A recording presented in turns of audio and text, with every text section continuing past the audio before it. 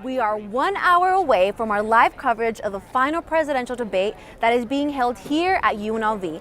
In a room surrounded by thousands of journalists, the excitement is building up in Spin Alley, where some of the biggest networks from the world are getting ready for the final debate. At the moment, Trump has not given details as to how he would deport millions of immigrants, yet lawyers advise to remain calm and to not make any drastic decisions until further details come to light.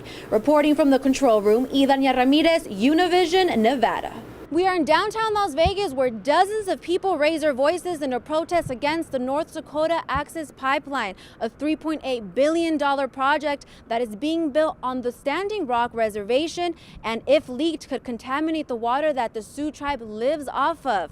Now, where does the line cross between graffitiing being art or graffitiing being vandalism? With the year coming to an end, 2016 has proven to have one of the highest murder rates, ending with 167 homicides in the Las Vegas Valley. Nevada has the highest share of undocumented immigrants as a percentage of the population in the U.S., many of whom are DACA recipients. Can you tell me a little bit about the organization? What do you guys do? My name is Idania Ramirez, and we are sitting with White House correspondent Tamara Keith. In addition to voting for the president, among various other things, Nevada residents cast their ballots on 5 questions, all of which were passed by the people of the Silver State. In Rome, the tradition of only allowing men to become priests becomes solidified as Pope Francis has announced that he will not let women become priests as long as he lives. A recent study conducted by Mental Health America states that Nevada is ranked last when analyzing how it handles mental health challenges. From the U.S.-Mexico border, I'm Idania Ramirez. Now, recently I went to the border where thousands of immigrants from Haiti surrounded the streets, waiting to receive the opportunity to go to the other side. But little did they know, the U.S. was not going to let any more in, leaving thousands with nowhere to go. Here's the exclusive. A wave of more than 2,500 immigrants from Haiti have arrived at the U.S.-Mexico border since May this year. It's a humanitarian crisis that the border city of Tijuana did not expect. The majority of these refugees come from Brazil, where they were given asylum after the earthquake hit Haiti in 2009. But now, with the economic crisis currently occurring in Brazil, they've traveled more than 5,000 miles on foot with limited resources and the hope to receive asylum from the U.S., where they dream of a better life for themselves and their family. Eu tenho filho, ninho, tem que manter, então meu cabeça também tem que manter, meu família também tem que ajudar, então tem que trabalhar, e por isso nós vem aqui para passar para fora, para os Estados Unidos, para nós ter uma vida melhor. Também nós temos 3 meses de caminho, de Brasil até aqui, a pé e...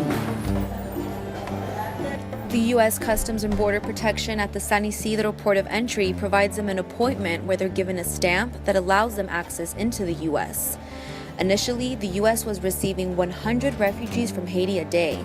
Then, it moved down to 50, leaving hundreds of them waiting longer than planned, on the streets with no money nor anywhere to live. Places like El Desayunador Salesiano Padre Chava in Tijuana provides people in need with food, clothes, medical care, and a place to sleep.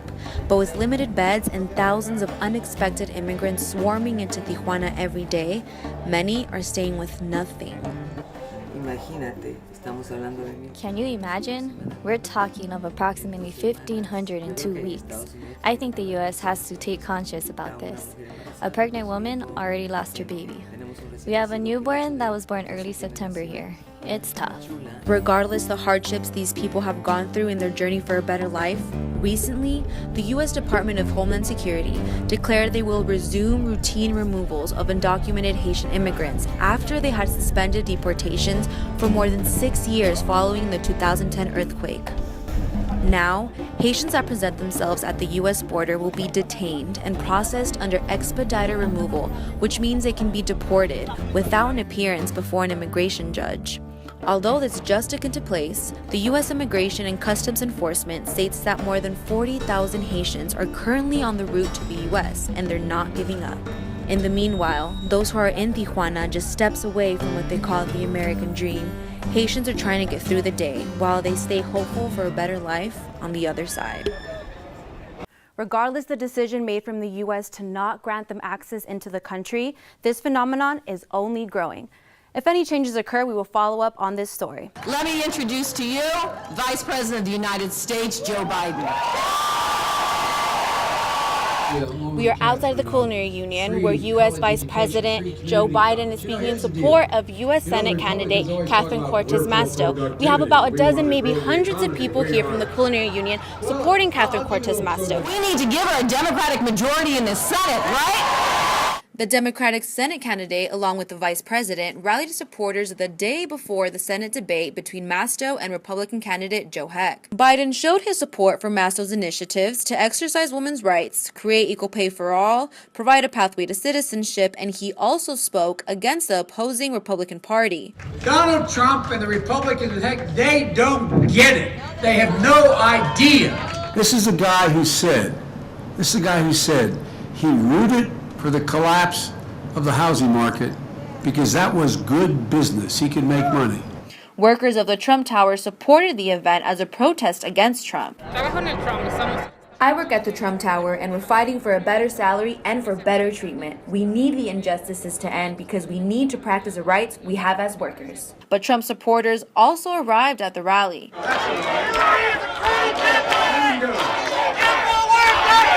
Biden continued the event, reiterating the importance of voting as an opportunity to voice your opinion. He motivated the crowd to vote for presidential candidate Hillary Clinton and Catherine Cortez Masto for U.S. Senate. Now, since Nevada is a swing state, we have a lot of people supporting the Republican Party, supporting the Democratic Party, but we will find out the results November 8th. Reporting for Studio G, Idania Ramirez.